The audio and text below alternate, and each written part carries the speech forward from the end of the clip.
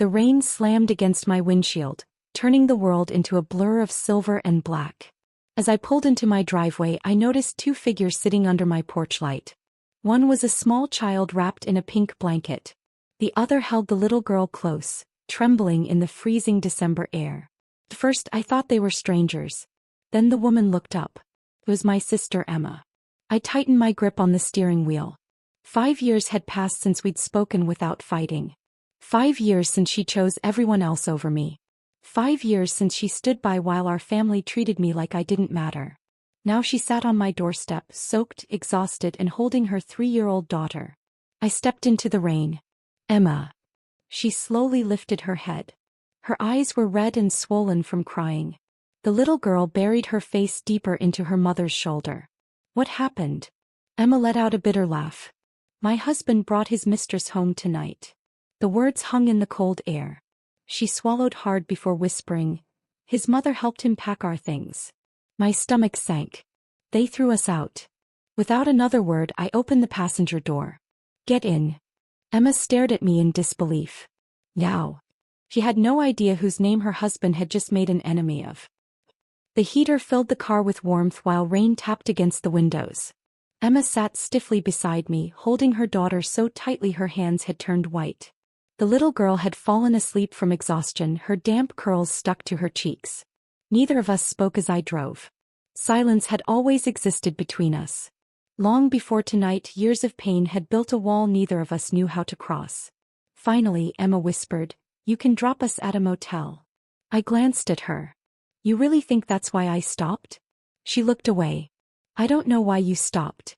Her answer hurt more than I expected. She truly believed she had no one left. When we arrived at my house, I carried her sleeping daughter inside while Emma followed behind. The moment she stepped into my kitchen, all her strength disappeared. She sank into a chair, covered her face with both hands, and finally told me everything. The affair. The lies. The financial secrets. The months of betrayal planned behind her back. When she finished, one detail caught my attention. "My name?" I asked. Emma nodded. "They talked about you all the time." "Why?" She stared into her tea. "Because they hated that you never needed them." I leaned back. "His mother always said you thought you were better than everyone else. She called you selfish for living alone, selfish for not helping family, selfish for refusing to lend money." I almost laughed. Years ago I had offered help. They didn't want help. They wanted control. Emma took a slow breath. 3 weeks ago, I overheard something. What? She hesitated. His mistress wasn't new. My chest tightened. How long? Almost 2 years. I looked at the little girl sleeping peacefully on my couch. 2 years. 2 years of birthdays, holidays, family photos, and fake promises built on lies. Then Emma looked me in the eye. He wasn't just cheating. She slid a thick folder across the table. He was planning to take everything I owned. I opened the folder. The first document was a loan application. The second listed property transfers. The third made my heart race. For months, my brother-in-law had been moving assets that didn't belong to him. Emma's inheritance from our grandmother. Her personal savings. Even the house she had owned before they got married. "He told me he was organizing our finances," Emma said quietly. I kept reading. Every document carried Emma's signature. But something wasn't right. The signatures looked almost identical. Almost. "Did you sign any of these?" I asked. She shook her head. "No." I looked closer. The handwriting copied hers, but not perfectly. Someone had forged her signature. A cold certainty settled over me. This wasn't just a cheating husband. This was a man stealing his wife's future before walking away. Emma searched my face. "You see it too, don't you?" I nodded. For the first time that night, anger wasn't my strongest emotion. It was certainty. Then my phone buzzed. An unknown number. I answered. A woman laughed. "Tell Emma she's never getting a penny back." The call ended. I stared at the dark screen for a long moment. Emma's face turned pale. "You know who that was?" she asked. I nodded. Yes. It was his mother. I'd only spoken to her a few times over the years, but her voice was impossible to forget. There was always a cruel satisfaction in the way she spoke, especially when someone else was hurting. Emma lowered her head. She hated me from the very beginning. I shook my head. No. She hated anyone she couldn't control. There was a difference. I gathered the documents into a neat pile and stood. What are you doing? Emma asked. Making a phone call. Years ago I worked for a legal records company. Most people thought I only handled paperwork, but I spent years reviewing financial files. After a while, you learn to recognize fraud the moment you see it. These documents were full of warning signs. Within 20 minutes, an attorney I trusted was reviewing scanned copies. The silence while he examined them felt endless. Finally he spoke. Olivia, where did you get these? Emma looked up when she heard my name. Why? I asked. These aren't simple mistakes. My grip tightened on the phone. What are they? He let out a slow breath. Someone created an entire paper trail to hide fraudulent asset transfers. Emma covered her mouth. Then he said something neither of us expected. Based on what I'm seeing, I don't think your brother-in-law is the one running this. The room fell silent. Then who is? I asked. His answer landed like a hammer. It appears his mother planned everything. Emma stared at me in disbelief. For years she had blamed her husband for every cruel word, every insult, every betrayal. Now we realized something even worse. He wasn't leading the scheme. He was following someone else's. For the next hour my attorney explained every document. The forged signatures. The fake transfers. The carefully timed paperwork. None of it looked random. It was organized, calculated, and professionally planned. When the call ended, Emma sat frozen. I defended her, she whispered. I kept making excuses whenever she insulted me.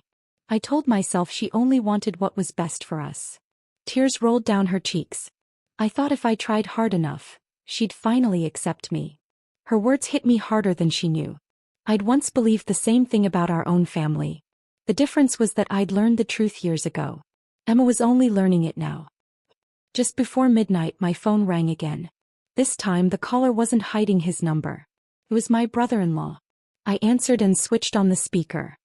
His first words weren't, "Is Emma okay?" They weren't, "Where's my daughter?" Instead he asked, "Where is she?" Emma closed her eyes. I watched the last bit of hope disappear from her face. "She's not coming back," I said. There was a pause. Then he laughed. Actually laughed. "Good," he said. "That'll make tomorrow much easier." Every instinct told me something was wrong. What happens tomorrow? The house sale closes at 10. Emma shot to her feet so fast her chair crashed to the floor. "You sold our house," she whispered. He sounded annoyed. "It's already done. I never agreed to sell it. You signed the paperwork." The moment he said those words, I knew he'd made a huge mistake. I quietly reached for my second phone and started recording. "Interesting," I said. Silence.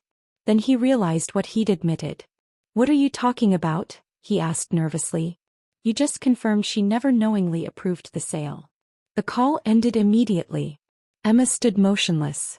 The fear was gone. In its place was something much stronger. Bigger. The kind that appears when there are no more excuses left to make. By sunrise, our attorney had filed emergency legal motions. The property sale was stopped. The money was frozen. The buyers were informed that ownership was under legal dispute. Later that afternoon, Emma and I walked into a conference room filled with lawyers, title officers, and one furious mother-in-law. The moment she saw Emma, she smirked. The moment she saw me, the smile faded. Our attorney began presenting the evidence. Forged signatures. Altered records. Illegal transfers. Recorded phone calls. One by one the pieces fell into place. Her confidence disappeared. She kept looking at her son, waiting for him to rescue her. He couldn't. Every piece of evidence pointed back to both of them. Then the door opened. An investigator walked in carrying another file. The room fell silent. He placed it on the table and opened it. "The forged house documents are only part of this case," he said. He revealed years of hidden bank records. Money taken from elderly relatives. Assets transferred from cousins. Funds removed from a deceased family member's estate. Small thefts hidden among larger transactions. Every trail led back to the same person. Emma's mother-in-law. My brother-in-law looked completely stunned. For the first time I realized he hadn't known the full story either. He had helped commit the fraud. But he had also spent years believing his mother was protecting him. Instead, she had been using him. When the meeting ended, everything had changed. The house remained legally protected. Emma's assets entered recovery. Criminal investigations officially began. My brother-in-law lost everything he thought he had secured. His mother lost the one thing she valued most: control. Several months later, Emma and her daughter moved into a bright little home filled with peace instead of fear. One evening, as we watched her daughter play in the backyard, Emma smiled at me. "You didn't save me." I smiled back. "No. You finally chose yourself. And that's what changed everything."